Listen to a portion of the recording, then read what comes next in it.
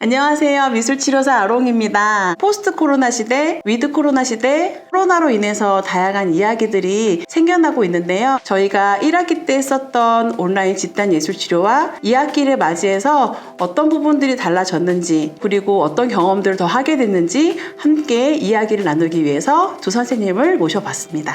안녕하세요. 연극치료사 김소진입니다. 안녕하세요. 미술치료사 김희덕입니다.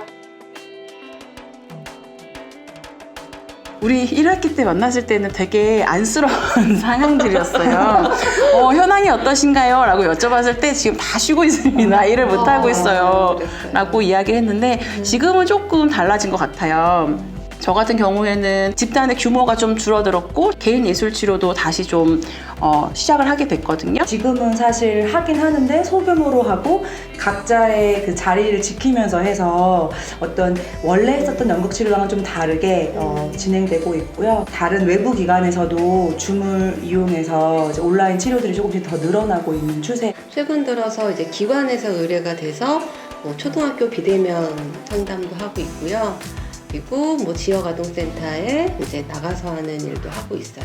사업들이 이제 후반에 됐고 이제 그 거리두기 단계가 하향되면서 이제 활발하게 이제 의뢰가 들어오는 분위기거든요. 근데 안타깝게도 지금 11월이라는 거. 그거는 12월까지라는 거.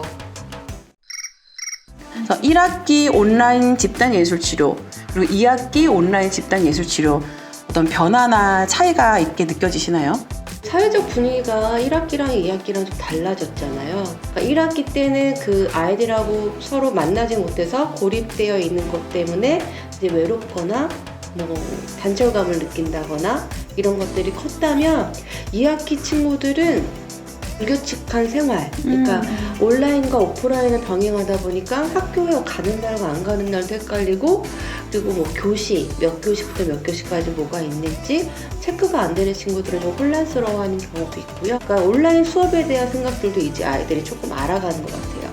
그러니까 일방적으로 수업을 받는 입장과 쌍방향으로 받는 것과의 차이가 있음에도 불구하고 아이들은 약간 일방적인 수업에 좀 더 익숙해졌고 좀 자발성이 점점 떨어지는 데 영향을 미치지 않았을까. 그래서 약간 아이들이 좀 더 무기력한 모습? 아이들은 교과 과목도 양방향으로 수업을 하잖아요. 근데 이제 그 경험들이 좋고 뭔가 거기서도 활발하게 교류가 이루어지면 저희 예술치료 수업 안에서도 조금 더 활발한 것 같고 비자발적인 태도를 보여야 하는 것. 그러니까 예를 들면 소리를 끈다거나 이렇게 해야 되는 게 더 쌓여와서 영향을 많이 주는 것 같아요. 어떤 경험을 해왔느냐. 좀 저 같은 경우에는 이 예술치료를 하기 위해서 어떻게 세팅을 해가야 하는지, 그리고 아이들과도 어떻게 상호작용을 해야 하는지가 좀 1학기 때 연습이 많이 됐던 것 같아요. 이번 2학기에도 여전히 이슈가 되긴 하지만 얼굴을 안 보여주는 친구들에 대해서 내가 이걸 어떻게 반응해야 되는지, 어떻게 대처해야 하는지 이런 것들이 생기기도 하고, 또 치료사들끼리도 서로 공유할 수 있는 내용들이 상당히 많아진 것 같고요. 지스칼티스 언덕톡 사업에서는 사례 세미나를 합니다. 모여서 도대체 이 난관을 어떻게 뚫고 가야 되는지를 계속 주기적으로 만나서 회의하고 서로의 사례를 좀 공유하면서 생각을 모으면서 이렇게 하고 있거든요. 예술치료가 생기고 자리를 잡기까지 시간이 걸린 것처럼 비대면도 또 약간 시간이 걸려서 그죠, 사례들도 쌓이고 경험도 쌓이고 그래야 조금 안정적으로 진행되지 않을까 싶긴 해요. 온라인 집단 예술치료에서 목표를 어떻게 잡아가야 할까? 라고 하는 얘기를 좀 해보면 어떨까 싶어요. 서울시 코비드 심리지원단 여기 김현수 단장님이 정리된 내용을 보고 이거지, 요즘 아이들이 딱 이래 라고 이제 공감했던 거예요. 아이들이 그냥 특유의 가지고 있는 외로움이나 존재감, 정체성에 대한 혼란감, 그리고 사회적 고립에 대한 따돌림이나 괴롭힘에 대한 그런 어려움은 기본적으로 있는데, 코로나 상황 때문에 그게 좀 가중된 게 있고 좀 더 특별하게 5가지로 세분화 하셨더라고요. 첫 번째, 사회적 단절, 외로움 트라우마. 두 번째, 위생 수칙, 잔소리 트라우마. 세 번째, 불규칙한 일정, 일상 유지 트라우마. 네 번째, 코로나로 인한 부족, 결손 트라우마. 5번째, 조절 곤란, 중독 트라우마.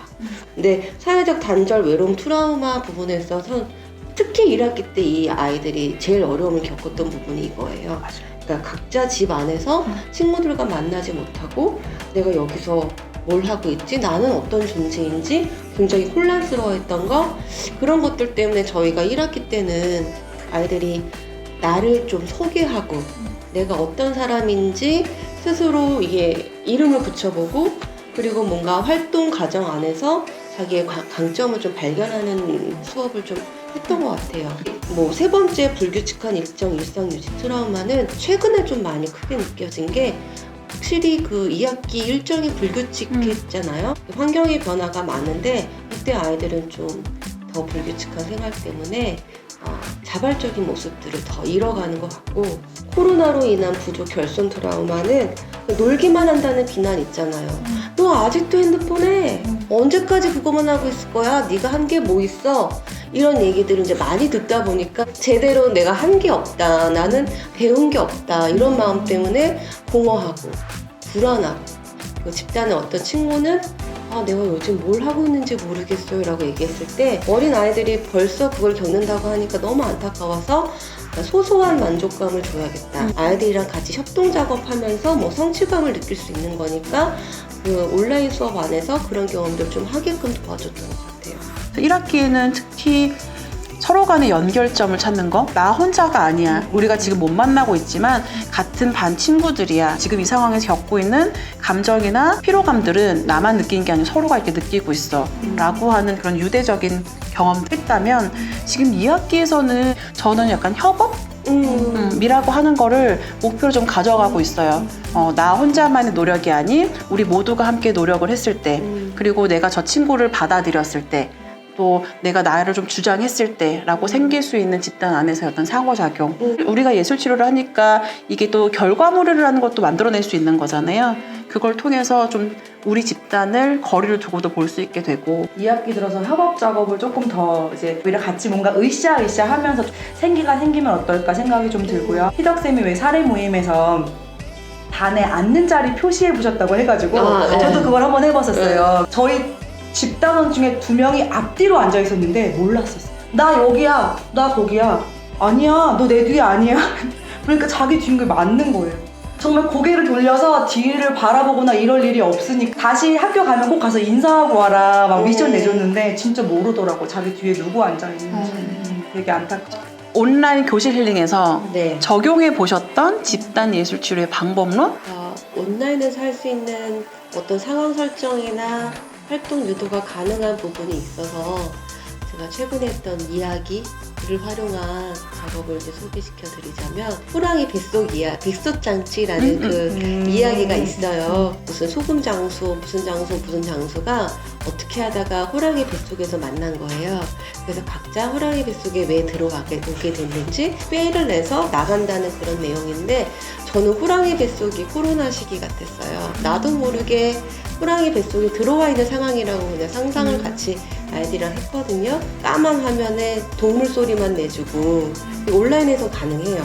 분위기가 확 잡히더라고요. 그러고 여기가 어딘 것 같냐, 뭐 짐승 울음소리 들리니까 호랑이 뱃속 아닐까요? 막 이러면서 아이들이 호랑이 뱃속에서 너희들이 만난다는 장면을 상상해보자. 근데 저희가 아이들 모습으로 만나지 않고 저희가 사물로 소개해서 만나는 작업을 먼저 하는데, 이 사물들이 만난 거예요. 그런 사물들이 어떻게 여기를 오게 됐고 이제 어떻게 나갈 수 있는지 방법을 이제 모색하는 집단 작업까지 해서 이제 마무리됐는데, 그 아이들이 궁리하는 과정을 잘 지켜보면 애들이 잘 쓰는 기술들이 나와요. 어떤 친구는 적극적으로만 의견을 내는 친구도 있고, 어떤 친구는 되게 안전주의적으로 뭔가 조심스럽게 신중하게 어떤 자기 생각을 표현하는 친구도 있고, 어떤 친구는 굉장히 기발한 생각을 하는 친구도 있고, 너는 이런 점이 있구나, 이런 점이 있구나. 그래서 그렇게 해서 마지막에 아이들이 이제 그랬죠. 호랑이 뱃속이 지금 우리 상황과 너무 비슷한 것 같지 않느냐. 그래서 이 상황에서 우리가 해결하려면 내가 가진 자원으로 해결을 해야 된다. 이 얘기를 하고 마쳤을 때 잘 진행이 됐던 것 같아요. 저도 재밌었고 아이들도 재밌었고. 6조각 이야기를 기존의 아이들과 했었어요. 주인공을 인터넷에서 서치를 해서 이미지를 저한테 공유를 해줬어요. 그러면 제가 줌 화면 안에서 화면 공유가 가능하잖아요. 포토샵을 열어놓고 애들이 보내준, 그리고 저까지 8명이었거든요. 8명의 이미지를 옆에 다 깔아놔요. 그리고 가능하죠. 네, 가능하죠. 그래놓고 그거를 우리끼리 좋아해. 그게 아주 재밌어요. 재밌더라고요. 전문가들. 그냥 즉흥적으로 이미지를 다 넣어줘요. 아, 너 그려주고 넣어주고 그러면 애들이 너무 좋아요. 네. 넣고 캔버스만 보여줬어요. 여기에 우리 8명의 이미지가 다 들어가고 조화로운 하나의 그림으로 완성할 거야. 크기를 조정을 하자. 뭐 그리고 공간은 어디 위치할 건지 너희들이 자유롭게 한번 이야기해봐. 너무 재밌게도 한 친구가 가장 적극적이에요. 자기 그림 빼고 나머지 그림은 다 선생님 줄여요. 이 정도 줄이면 되겠니? 더 줄여요. 더 줄여요. 자기만 빼고. 근데 괜찮긴 해서 땡땡아 그 그림의 주인 땡땡아 너는 괜찮니? 그래서 처음엔 괜찮대요. 정말 괜찮을까 해서 알았어. 그래서 그대로 놔뒀어요. 그 A라고 하는 아이의 그림이 됐어요. 이 A는 자기 그림을 키워달라고 하는데 주변 친구들은 선생님 줄여요. 줄여요. 그렇게 보복을 하는 거예요. 정작 자기 그림에서는 늘려주세요. 줄인 거 싫어요 라는 말은 못하고 개인한테 물어보기 시작 그림을 그릴 자리가 없었어요. 모든 아이들이 다 자기 그림을 크게 키워달라고 해서 다양한 집단원의 역할들이 있어야 되는데 전체가 다 이런 마음을 각각 갖고 있어서 집단이 뭉치지 않았었구나 라는 생각이 드는 재미난 작업을 한번 해봤어요. 굉장히 개성 강한 친구들인 것 같네요. 그랬더라고요. 재밌게 작업하셨겠네요. 연극치료에서는 6조각 이야기라고 진단 도구가 있거든요. 근데 저희 이제 이거는 아이들 개개인을 진단할 수는 없으니까 진단할 필요도 없고 우선은 자기가 각각 6조각 이야기를 그려요. 그리고 이제 친구들한테 발표하면 이제 친구들이 그 주인공에게 무엇이 필요할 것 같다를 상상해서 상상의 선물을 주는 거죠. 좀 상호작용을 시작한 다음에 이제 그 툴도 한번 익혔으니까 그 다음에는 그 줌에 있는 보드를 이용해서 한 칸씩 맡아서 저희는 상의하지 않고 그리는 걸로 해가지고 대신에 조화롭게 한 사람이 그린 것처럼 이야기가 만들어져야 된다라고 이야기를 해서 누군가는 주인공을 그리고 누군가는 뭐 미션을 그리고 방해자를 그리고 조력자를 그리고 그래서 미션을 성공했는지 안 했는지 그리고 그 이후에 어떻게 됐는지 제목을 어떻게 붙일 건지를 쭉 해요. 그리고 나면 각 장면에 들어갈 노래를 자기가 직접 골라요. 내가 노래 제목이나 혹은 유튜브 그 링크를 저한테 보내주면 제가 이제 대사도 쓰라고 해요. 각 장면에 그 대사를 아이들이 쓰면 이제 쭉 연결해서 하나의 영상을 만드는데요. 근데 줌에서 영상을 틀어주면 항상 제대로 잘 이게 안 되더라고요. 그래가지고 이제 아이들한테 대체로는 그냥 보내주죠. 그냥 이건 아이들의 개인적인 게 들어가 있지는 않으니까 뭐 얼굴이나 소리나 이런 게 들어가 있지는 않아서 다양하게 우리가 이 줌이라고 하는 걸 우리 벌써 이렇게 적응을 다 해가지고 그렇지 않아요? 할 수 있는 거 다 온라인 예술 치료를 실시해본 소감? 되게 거창하게 말씀하시려고 하시는 거예요 지금? 그거는 아니고요. 좋은 점은 먼저 얘기해야 되는데. 자꾸 힘든 점만 생각나가지고 좋은 점은 시청각 자료를 잘 활용할 수 있다라는 거. 화면 안에 뭔가 소리가 나고 영상이 나왔을 때 주목하는 거는 또 있어서 그런 부분을 잘 활용하고 상호작용할 수 있는 소통 도구로서는 뭐 적절하게 쓸 수 있었고 단 이제 아쉬웠던 건 아이들한테 개입하는 부분에 있어서 좀 한계점이 많았어요. 화면 안에서 아이들이 어떻게 표현을 하고 있고 뭘 원하고 있고 필요로 하는 게 뭔지를 이제 파악하는 데 있어서 힘들어요. 예민하게 캐치해야 될 부분이 있고 동기가 부족한 친구들을 활동을 이제 유도할 때 제가 에너지를 더 써야 하는 경우도 있어서 제가 저를 돌봐야 된다는 생각을 많이 하게 됐던 게 있었죠. 네. 지금 여수에 계신 분들 하고도 줌으로 하나 작업을 하고 있고 충청도에 있는 친구들하고도 작업을 하고 있어요. 활동 영역이 넓어지고 있다. 그러니까 여수를 매주 갈 수 없는데 여수에 계신 분들하고는 매주 작업을 할 수 있는 거죠. 줌으로는. 그런 거는 좋은 것 같아요. 그리고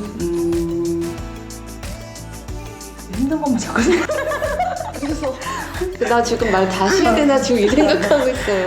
그리고 저희가 이제 교실 힐링을 올해가 6년, 저는 6년 차 하고 있는데 사실 점점 시간이 갈수록 확실히 아이들이 영상물을 대하는 태도들이 더 많이 달라지는 거를 오프라에서도 느꼈었거든요. 우리 다음 세대들을 위해서는 계속 더 그런 것들을 개발해야 되는 게 맞았고 오히려 지금이 계기가 돼서 오히려 영상물 같은 거나 이런 거를 더 잘 사용하게 되는 치료사가 되면 좋겠다. 그걸 연습하고 있는 시기인 것 같기는 해요. 저 같은 경우는 개인 작업을 하기에는 그러니까 자기가 자기를 탐색하고 뭔가 이런 걸 하기에는 줌이 나쁘지 않은 것 같아요. 상호작용 상호작용을 해서 연습하는 거는 이 사람을 이야기하는데 어디를 쳐다보는지 뭐 이런 것들에서 연극치료는 되게 중요하게 다루는 문제인데 그게 좀 잘 되지는 않아서 여전히 좀 아쉬운 것 같아요. 온라인에서 하고 있는 예술 치료가 이 집단에게 어떤 목표가 필요하고 그 목표에서 도달하기 위해서는 구체적으로 어떤 치료사의 개입이나 뭐 집단의 역동이나 이런 부분들이 좀 다뤄져야 되는데 치료적으로 이 방법론이 적용이 되고 있는지에 대해서는 아직은 좀 자신은 별로 없더라고요. 저는 분명 재미있는 것 같아요. 온라인을 활용한다는 게. 온라인에서는 갑작스럽게 어디를 타고 들어가서든 무엇인가를 가져올 수도 있고 음악을 가져올 수도 있고 미술을 뭐 그림을 가져올 수도 있고 뭐 이런 것들이 충분히 가능한 그런 확장성이 또 온라인 안에서 있다는 것도 충분히 매력적이고 재미있는 경험이라는 생각이 들어요. 우리가 올해가 처음이었잖아요. 그리고 그래도 GS 칼텍스 마음톡톡 온라인 교실 힐링 덕분에 우리가 이런 경험을 좀 더 빨리 할 수 있었고 이 기간 동안에 다양한 많은 집단들을 만날 수 있어서 우리에게도 이런 경험들이 쌓이지 않았을까. 또 이 경험이 우리뿐만 아니라 다른 분들에게도 많이 좀 전달이 되었으면 좋겠고 또 내년에 반대면? 반대면이 되던 비대면이 되던 대면이 되던 어떤 방식으로든 또 우리는 예술 치료로 아이들을 만나면서 아이들의 성장과 함께하지 않을까라는 생각이 듭니다. 온라인 집단 예술 치료의 현황 2로 김소진 연극치료사 그리고 김희덕 미술치료사와 함께 하셨는데요. 저희 내용을 들으시면서 궁금하신 점 또는 이런 내용 같이 공유하고 싶어 라고 하는 게 있다면 댓글로 많이 남겨주시길 바랍니다. 안녕.